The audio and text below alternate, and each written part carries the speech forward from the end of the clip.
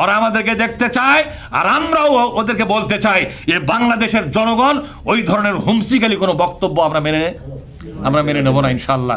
আমরা জনগণকে সাথে নিয়ে এই সন্ত্রাসী এই ধরনের নোংরা লোকদেরকে প্রতিরোধ করবে ইনশাল্লাহ। এরা হচ্ছে নোংরা লোক, কথা ঠিক না? এর নাম রাজনীতি নয়, পরমত সহিষ্ণুতা এটা নয়।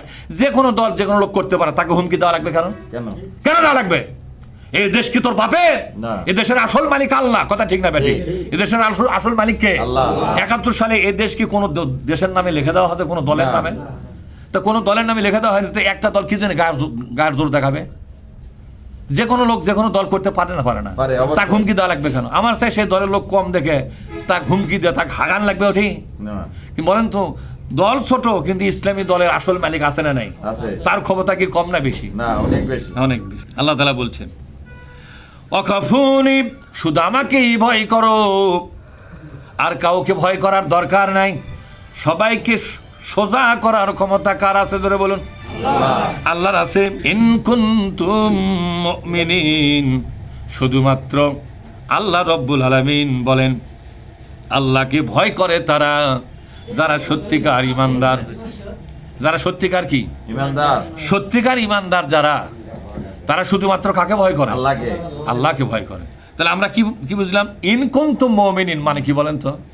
ইন মানে যদি, কুনতুম মানে তোমরা, মুমিনিন তোমরা যদি মুমিন হয়ে থাকতে চাও, তোমরা যদি সত্যিকার ইমানদার হয়ে থাকতে চাও, অর্থাৎ তোমাদের ইমানটা যদি বাঁচাবার চাও, ইমানটা যদি বলেন তো, ইমান যদি বাঁচাবার চান, তাহলে ওদেরকে ভয় করা যাবে না। যারা ওদেরকে ভয় করে পিস্টান মারতেছে, তাদের ইমান আছে না গেছে? আল্লাহ এখানে কি বলছেন মন্টু ভাই? ইন কুনতুম মুমিনিন, যদি ইমান বাঁচাবার চাও তাহলে ওদেরকে ভয় করা যাবে না। শুধু ভয় করো কাকে? তা শুধু আল্লাহকে ভয় করা বাদ দিয়ে তখন ওদের ভয় করছে, ওরাও তো সমাজে মেলা ভয় দেখাচ্ছে, কি বান হয়, এই জন্য আমি একটা চুপচাপ আছি ভাই। তাহলে ভয় পাচ্ছে না পাইনি? তো ভয়টা পেলো কার? আল্লাহর ভয়ে চুপ হলো না ওর্গের ভয়? আল্লাহর আয়াতের মানে কথার অর্থ বুঝতে পারছেন? যে তোমরা যদি ওদের ভয়ে চুপ হও তাহলে বুঝতে হবে তোমরা ওদেরকে ভয় করছো, তা নাহলে চুপ করলে কেন? আর ওদেরকে ভয় করা মানেই তোমাদের ইমানটা কি হয়ে যাবে? তাদের যারা ওদের ভয়ে কাজ বন্ধ করে দিছে, তাদের ইমানটা বেঁচে আছে না, ইমানটার মৃত্যু ঘটে গেছে। আর আমরা যারা এখনো ময়দানে সাহস নিয়ে দাঁড়িয়ে আছি, আমাদের ইমান আছে বলে কি মনে হয়? মনে হয় ইমান আছে। এত ভয়ের মধ্যেও তো আমরা ময়দানে এখনো টিকে আছি। আপনি কথা বলেন না কেন? আপনার গ্রামে কেন বলেন না আপনি? ওরা আপনার কি করতে পারে? আজ এখন বললাম আদমদিঘি দুপসে আসিয়াতে আমাদের বিরোধী পক্ষ যদি আমাদের জামাত শিবিরের কোন একটা লোক থানা তুলতে পারে, তাহলে বলবো বাপের বেটা। তারপরে আমরা যদি তাকে খুলে আনতে পারি, থানার সাথে ভদ্রতার সাথে আচরণ করে আমরা সসম্মানে ফিরে নিয়ে আসা তার বাড়িতে আমরা পৌঁছে দেবো ইনশাল্লাহ। কোনো ভয় পাওয়ার দরকার নেই। এদিক দিয়ে যাবেন, ওই দরজাটা বাইরে গেলে আসবো আমরা। আটকাবার ক্ষমতা ওদের নেই, সেটা যে গ্রামেই হোক। তবে আপনারা নিজের দায়িত্বে কোনো অকারেন্স করবেন না।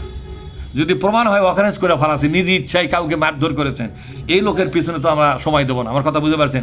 আপনি আক্রান্ত হয়েছেন ওদের দ্বারা, অন্যায় করে আপনাকে অপমান করেছে, অপদস্থ করেছে, এবং থানার পুলিশ ডেকে আপনাকে তুলে দিয়েছে।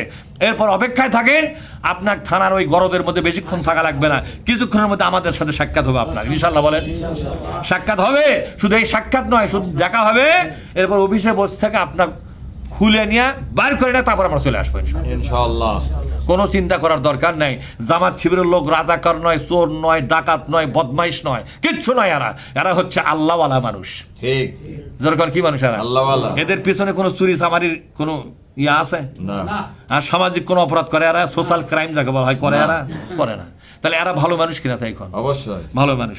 আল্লাহ তাআলা বলছেন ঈমান যদি বাঁচাবার চাও, ওদেরকে পরোয়া করা যাবে না। তোমরা যে ইসলামের কথা বলতেছো, ইসলামের দাওয়াত দিচ্ছ,